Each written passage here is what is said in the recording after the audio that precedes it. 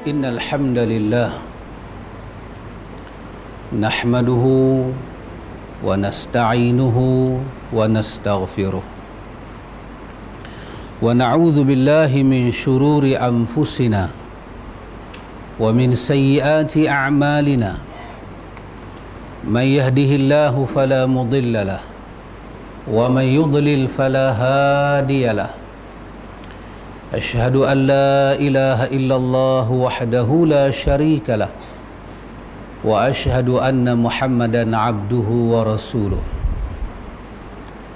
يا أيها الذين آمنوا اتقوا الله حق تقاته ولا تموتن إلا وأنتم مسلمون يا أيها الناس اتقوا ربكم الذي خلقكم من نفس واحدة وخلق منها زوجها وبث منهما رجالا كثيرا ونساء واتقوا الله الذي تساءلون به والأرحام إن الله كان عليكم رقيبا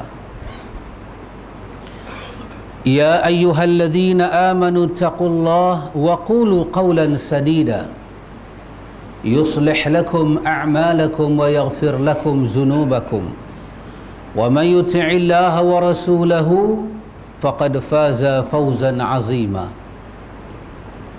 أما بعد فإن أصدق الحديث كتاب الله وخير الهدي هدي محمد صلى الله عليه وسلم وشر الأمور محدثاتها وكل محدثة بدعة وكل بدعة ضلالة وكل ضلالة في النار. إخوة الإيمان إخوة في الدين أعزكم الله وأحبكم في الله. الحمد لله إخوة الإيمان من فوق هذا المنبر في هذا اليوم الجمعة يوم العظيم أوصيكم ونفسي بتقوى الله عز وجل فقد فاز من اتقى. إخوة الإيمان Alhamdulillah summa alhamdulillah, kita merafakkan kesyukuran kepada Allah Jalla wa'ala ikhwan, karena Allah masih memberi kepada kita hidayah. Di tengah-tengah kesibukan kita mendapat hidayah untuk datang menunaikan salat fardu Jumaat. Alhamdulillah, Alhamdulillah. Hidayah ini ikhwan patut kita syukuri. Hidayah ini ikhwan patut kita bersyukur kepada Allah. Ikhwatul iman, mari kita mendengar suatu hadis yang pendek dan kita mengambil pelajaran daripada hadis yang pendek ini. Hadis ini terlalu pendek dan mudah untuk kita hafal ikhwan. Hadis ini diriwayatkan daripada sahabat Nabi yang bernama A'idh bin Amru al-Muzanni. A'idh bil Amru al-Muzanni.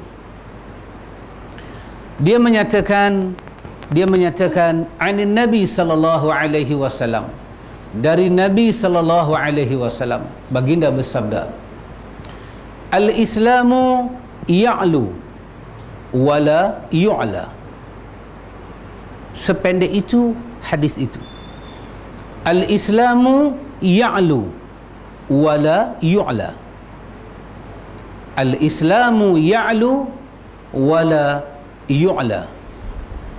Hadis ini diriwayatkan oleh dikeluarkan oleh Imam Darul Qutni. Para ulama hadis menilai hadis ini dengan martabat yang hasan.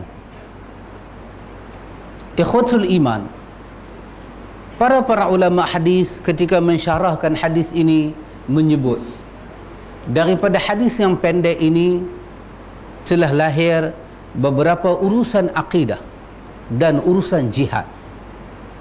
Hadis begitu pendek tetapi melahirkan hukum akidah, hukum jihad dan hukum beribadat. Kita mengambil 3 perkara itu yang dibahas oleh para muhaddisin. Yang pertama, hadis ini melahirkan akidah. Yang kedua, hadis ini melahirkan ibadah. Yang ketiga, hadis ini melahirkan jihad fi sabilillah. pada perkataannya begitu pendek, al-Islamu ya'lu wala yu'la. Pertama, ikhwan, hadis ini melahirkan akidah. Kata para ulama akidah Ahlus Sunnah, daripada hadis ini kita telah mendapat suatu gambaran yang umum betapa Islam itu adalah agama yang tinggi kedudukannya, dan selain daripada Islam, agama-agama lain adalah di bawah. Ini adalah akidah. Seorang Muslim betapa jahilnya dengan urusan Islam, dia mesti mengetahui agama yang sedang dia anuti ini, agama ibunya, agama bapaknya, agama moyangnya, agama anaknya adalah agama yang tinggi, dan kesemua agama-agama selain daripada Islam, kesemuanya di bawah.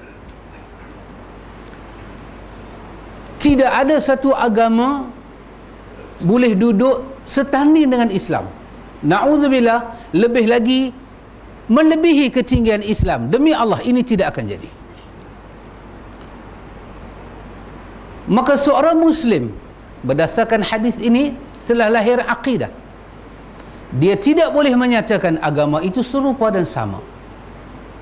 Apalah beza di antara Islam dan Buddha, Islam dan Hindu, Islam dan Kristian? Kesemuanya mengajak kita melakukan kebaikan. Maaf, tidak sama. Agama-agama yang disebutkan tadi seluruhnya agama syirik, agama rekaan manusia, dipanggil sebagai dinul basyariyah, agama rekaan manusia. Tetapi Islam diturunkan daripada sisi Allah. Hanya orang yang buta dan jahil tentang ilmu tauhid tidak dapat membedakan perbedaan itu. Hukum akidah dilahirkan daripada perkara ini. Apabila seorang Muslim beranggapan Islam sama dengan agama lain,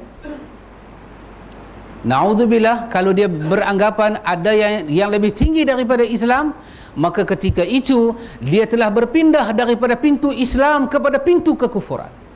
Na'udzubillah, dia kafir, dia boleh keluar daripada agama ini.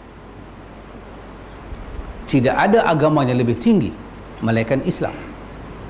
Ikhwan, kalau kita buka IC kita buka pasport antarabangsa kita, ketinggian ini tertulis bahawa kita yang bernama sekian, bernombor kad pengenalan sekian, bernombor pasport sekian, beragama Islam. Rupanya kalimah Islam yang tertulis di situ adalah kalimah yang tersangat tinggi. Beranggapan Islam itu rendah mengeluarkan kita daripada Islam. Beranggapan yang lain lebih daripada Islam mengeluarkan kita daripada Islam. Inilah akidah yang pertama seorang Muslim mesti mengetahui ketinggian agama yang dimasuki dengan lafaz asyhadu an la ilaha illallah wa asyhadu anna Muhammadan Rasulullah. Dia mesti mengetahui itu. Apabila seorang Muslim berada di tengah-tengah Muslim yang lain, mungkin si jahil, mungkin Muslim itu si jahil, ataupun dia berada di tengah-tengah orang-orang kafir, tiba-tiba dia mendengar sama ada Muslim yang jahil ataupun orang kafir menyatakan, Islam dan dengan Kristian yang beza cuma pada nama, tapi pada hakikatnya sama. Wajib dia membantah dengan hadis ini. Wajib dia menyatakan, maaf saudara, sesungguhnya Islam itu tinggi, tidak ada yang lebih tinggi daripada Islam, yang lainnya semua di bawah. Ini adalah pelajaran akidah. Tidak merasakan Islam itu tinggi boleh mengeluarkan penganut Islam daripada Islam kepada kekafiran.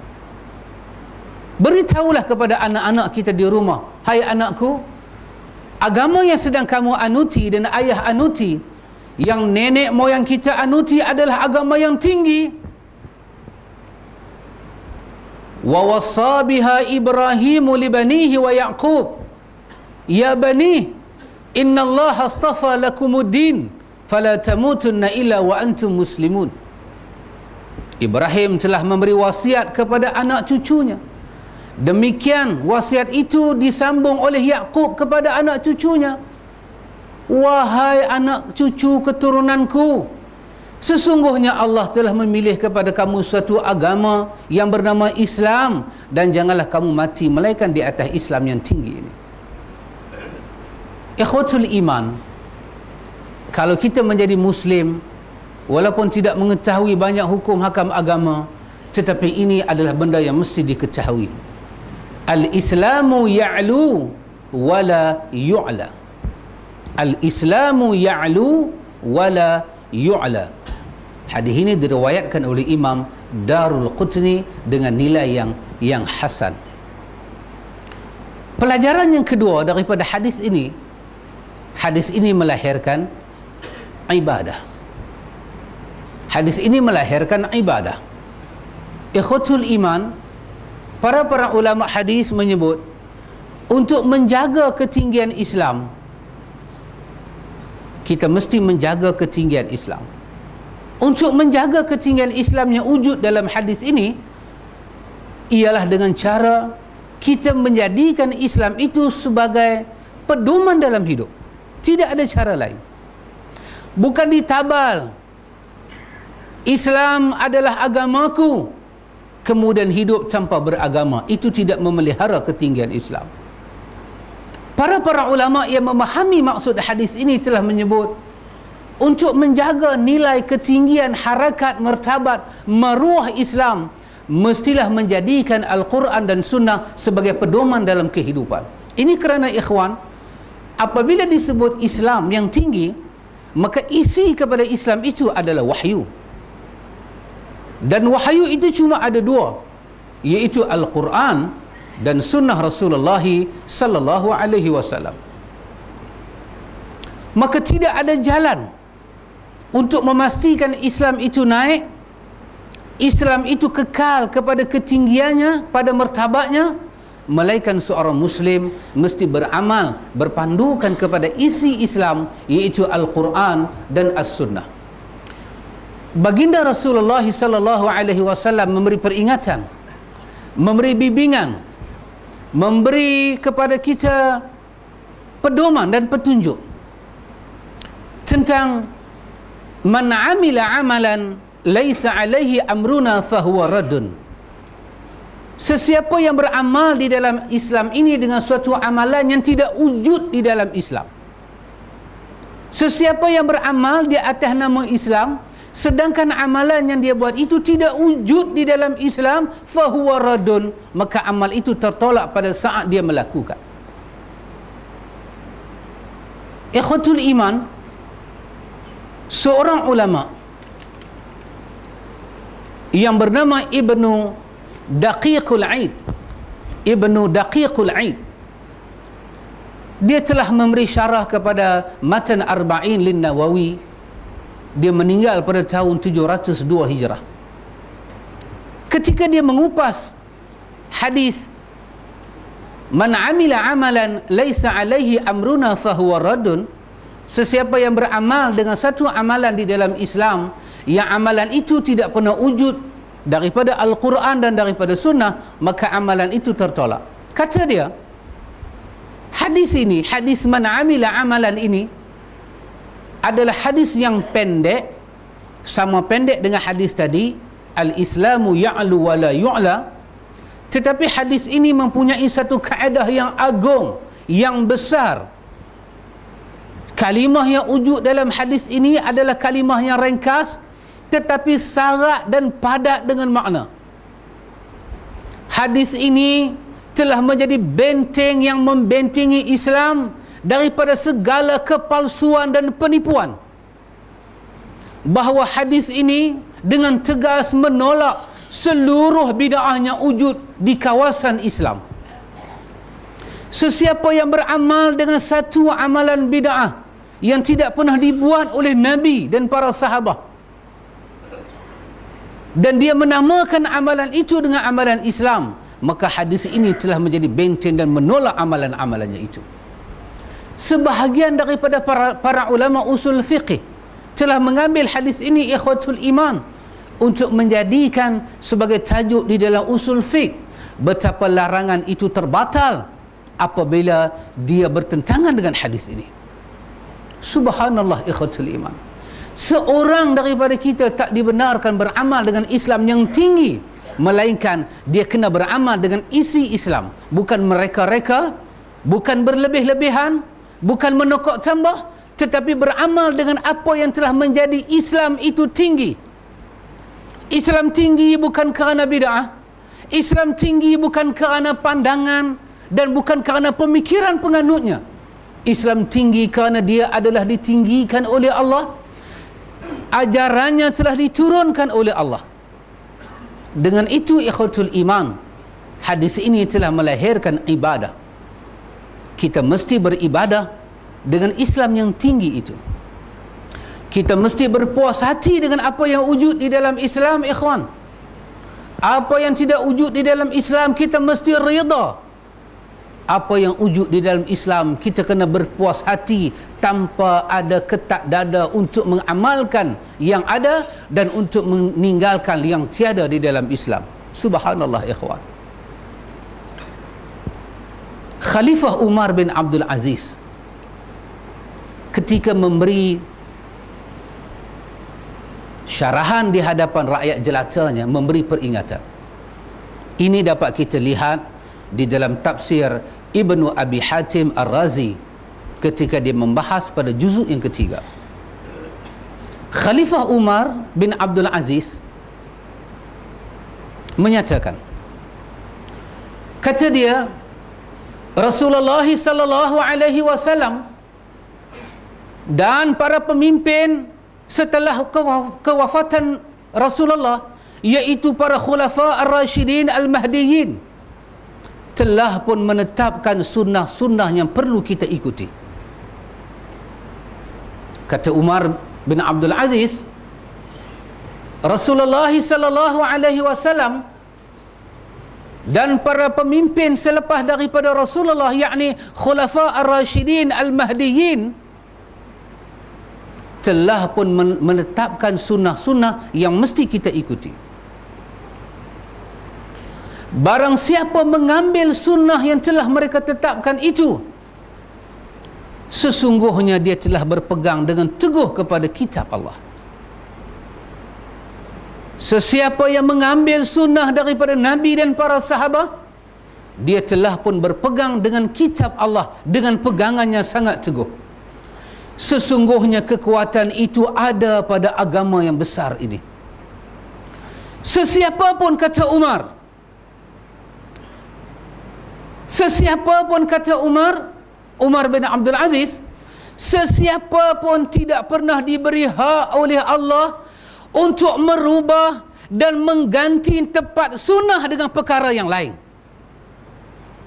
Lebih-lebih lagi menggantikan sunnah dengan yang bertentangan dengan sunnah, ini satu kekufuran yang besar. Dan sesiapa pun tidak dibenarkan untuk melihat kepada perkara yang lain ketika sunnah wujud di hadapan matanya. Ini kerana Allah Subhanahu wa ta'ala sangat cemburu dengan hambanya yang meninggalkan kewajipan-kewajipannya. Kata Umar bin Abdul Aziz, wahai hamba rakyatku, barang siapa yang meminta pertolongan kepada Allah dengan memakai sunnah ini, sesungguhnya dia pasti akan ditolong oleh Allah.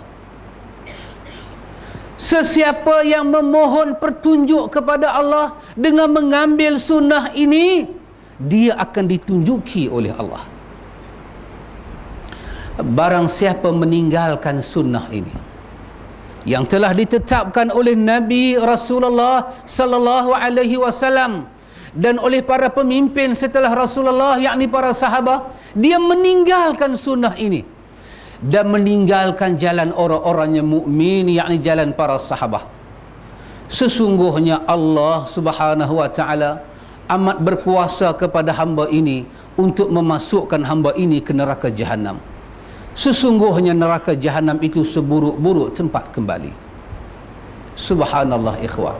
Inilah ibadah yang kita maksudkan, yang lahir daripada hadis tadi, al-islamu ya'lu wa la yu'la. Islam itu tinggi dan tidak ada yang lebih tinggi daripadanya. Kerana isinya Quran, kerana isinya sunnah, maka Quran dan sunnah tinggi. Tidak ada yang boleh mengganti tempat Al-Quran dan sunnah, demi Allah. Ikhwatul iman, perkara yang ketiga kita sebut tadi, daripada hadis ini telah melahirkan semangat jihad. Semangat jihad. Kata para ulama, Islam itu agama yang tinggi, dan untuk menjaga ketinggian Islam, kita kena beramal dengan Al-Quran dan Sunnah. Dan untuk memastikan Islam yang tinggi itu berpindah kepada anak cucu, berpindah kepada generasi-generasi yang akan datang, diperlukan keberanian untuk mempertahankan Islam itu. Inilah semangat jihad, ikhwan. Bagaimana kita nak beramal dengan sunnah kalau kita tidak ada semangat untuk mempertahankan sunnah? Kata para masyayikh, tidak memerlukan 100,000 orang untuk mempertahankan sunnah. Quran pernah memberi contoh, 10 orang dapat mengalahkan 100 orang yang iman, yang takwa, yang sabar. Kita hanya memerlukan penganut agama Islam ini yang belajar Alkitab dan sunnah dengan penuh keikhlasan, dan kemudian lahir semangat jihad untuk mempertahankan seluruh ajaran sunnah ini. Kata Ibn Qayyim Al-Jauziyah rahimahullahu ta'ala di dalam kitab Al-Kifayah Asy-Syafi'iyah, Ibn Qayyim menyatakan, kata Ibn Qayyim, aku akan serang mereka dengan bala tentera yang banyak, iaitu tentera-tentera yang tidak akan mundur ketika berlakunya pertempuran. Ibn Qayyim mengucap kalimah ini, aku akan menyerang mereka dengan bala tentera yang besar. Mereka kena ketahui, bala tentera yang ada di belakangku, di hadapan mereka adalah bala tentera yang tidak akan mundur ketika berlakunya pertempuran. Bukan bala tentera seperti bala tentera kamu yang bacol dan takut. Mereka bertanya, Tuan Imam keseorangan, mana dia bala tentera Tuan? Ibn Qayyim rahimahullahu ta'ala menjawab, bala tentera aku akan ku arahkan, akan ku guna habis-habisan untuk bertempur dengan musuh Islam.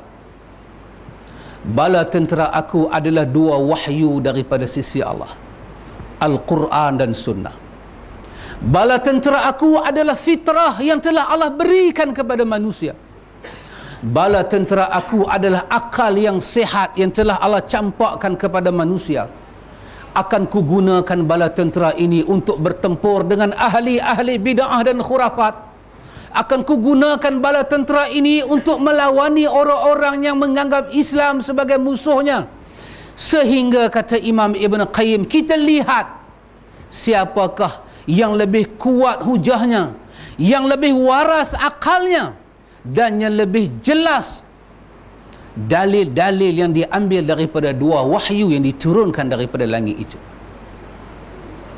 Ikhwatul iman, andai kata pencinta-pencinta sunnah nabawiyah ini tidak mempunyai sedikit keberanian untuk memperlihatkan sunnah, sunnah akan mati di tangan kamu. Cucu kita tidak akan tahu sifat solat Nabi kalau sekiranya tok wannya tidak berani memperjuangkan sifat solat Nabi.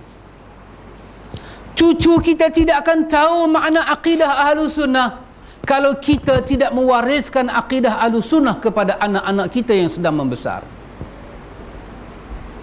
Apabila kita berpegang dengan Quran dan Sunnah dengan ketinggian Islam, dan kita tidak ada sedikit keberanian untuk berperang, untuk bertempur, untuk mempertahankan, untuk mengambil risiko mempertahankan agama, maka agama akan mati di tangan kita.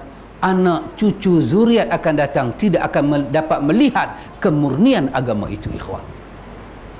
Nah, ikhwatul iman, itulah pelajaran yang dapat kita petik daripada hadis yang pendek tadi, iaitu al-islamu ya'lu wala yu'la. Islam itu tinggi, tidak ada yang dapat duduk setaraf dengan dia pun tidak ada yang dapat, apatah lagi menandingi. Sesungguhnya kata para masyayikh Islam, bid'ah adalah seburuk-buruk perkara. Kenapa? Kerana Islam itu tinggi, Al-Quran itu tinggi, sunnah itu tinggi. Yang bertentangan dengan Islam dan sunnah kesemuanya buruk. Kerana itu baginda menyatakan, wa syarral umur muhdatsatuha. Apa yang kamu adakan bertentangan dengan Islam, kesemuanya syar, kesemuanya buruk. Yang buruk itu nama dia bid'ah, yang bid'ah itu namanya sesat, yang sesat itu dihumban ke neraka. Nah, ikhwan, terimalah hadis ini dengan lapang dada. Tanamlah dalam hati nilai kedudukan Islam yang menjadi agama yang kita anuti ini, sesuatu yang sangat tinggi. Semoga kita diberkati Allah. Aqulu qawli hadza wa astaghfirullahal azim li wa lakum, innahu huwal ghafurur rahim.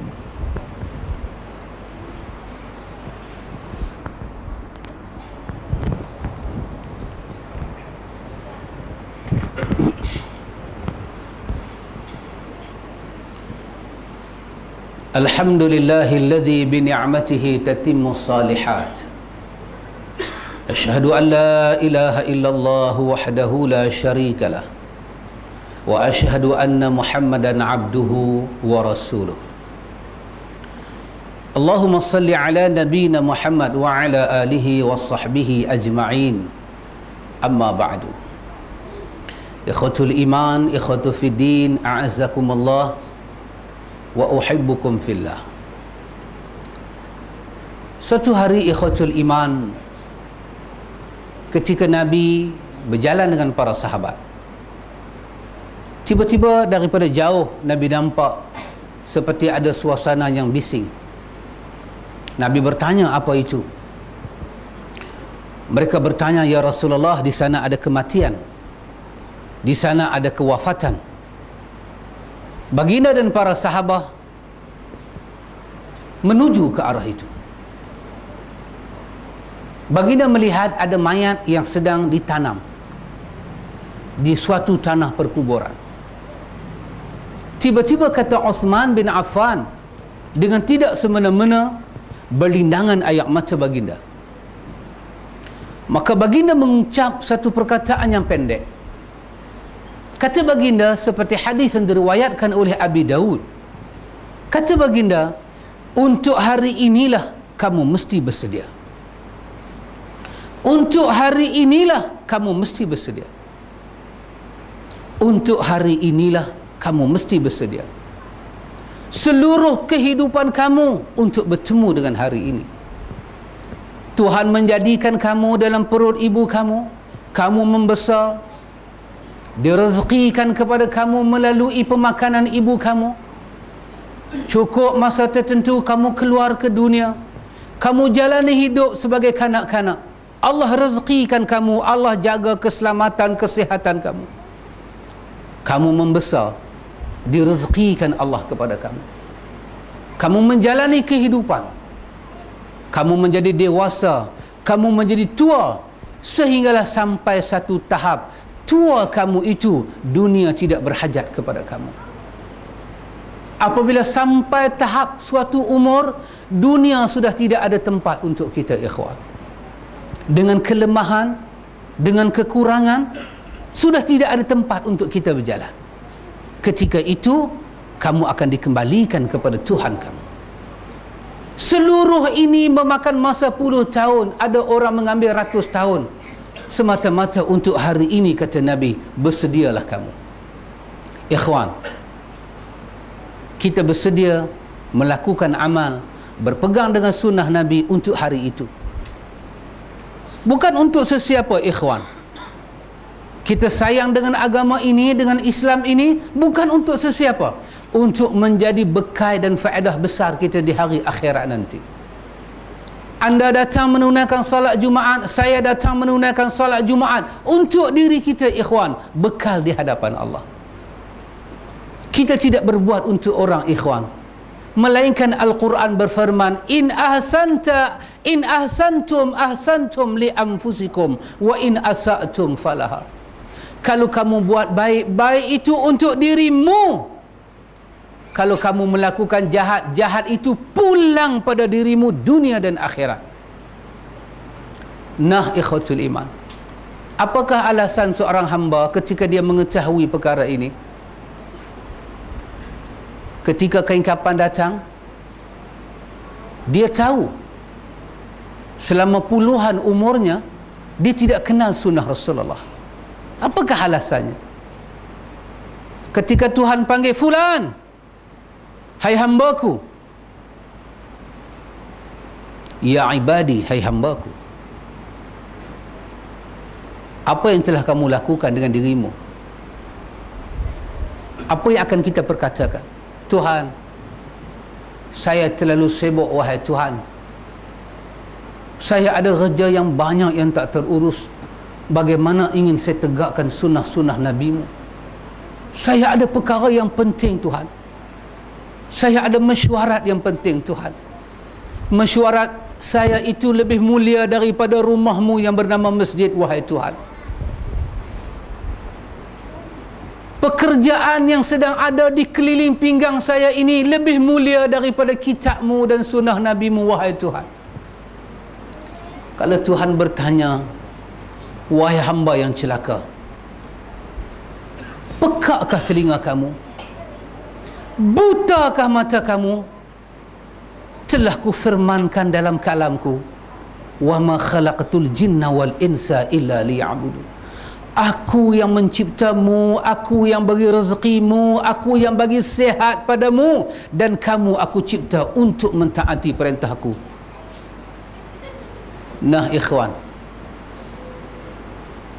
apa yang Tuhan minta daripada kita, hidup di atas muka bumi ini dengan mentaati Alkitab dan As-Sunnah. Ketika ingin kita makan sesuatu yang masuk ke mulut, tiba-tiba ada larangan daripada Alkitab dan Sunnah untuk memasukkan ke mulut, kita akan mencampakkan makanan itu ke tanah. Ketika Nabi SAW melihat seorang sahabat yang pakai cincin emas, sahabat itu belum mengetahui emas itu telah diharamkan. Ketika itu baginda melihat sahabat ini, baginda berlari kepada sahabat itu dan mencabut emas daripada jari sahabat itu dan mencampak ke tanah, menyatakan ini haram kepada umatku yang laki-laki. Kemudian baginda berpaling. Sahabat-sahabatnya lain menyatakan, wahai saudara, ambillah balik cincin kamu dan simpanlah di rumah, jangan pakai dah daripada saat ini. Hadis ini diriwayatkan oleh Imam Al-Bukhari. Sahabat itu menjawab, demi Allah, aku tidak akan mengambil apa yang dibuang oleh Rasulullah. Demi Allah, aku tidak akan mengambil apa yang telah dibuang oleh Rasulullah. Cincin itu bukan untuk aku, kerana baginda telah cabut daripada tanganku dan membuangnya ke tanah. Sahabat ini tak pernah terfikir dalam kepala dia, itu emas mungkin boleh dipakai ketika-ketika tertentu. Tidak, dia tidak fikir. Walaupun Nabi hanya melarang memakai, bukan menyimpan, melarang memakai, tapi dia menyatakan, aku tidak akan ambil benda yang dibuang oleh Nabi. Akibat penderian itu, sedang saat kita membaca khutbah ini, sahabat itu sedang berada dalam syurga Allah. Ikhwan, kemana kita akhirnya? Akan balik bertemu Allah. Dengan apa kita akan balik? Tidak dengan keturunan, tidak dengan apa-apa, dengan Alkitab, dengan As-Sunnah. Mahsyar begitu hebat kerana untuk menghisap hidup manusia, sama atau tidak dengan Alkitab dan As-Sunnah.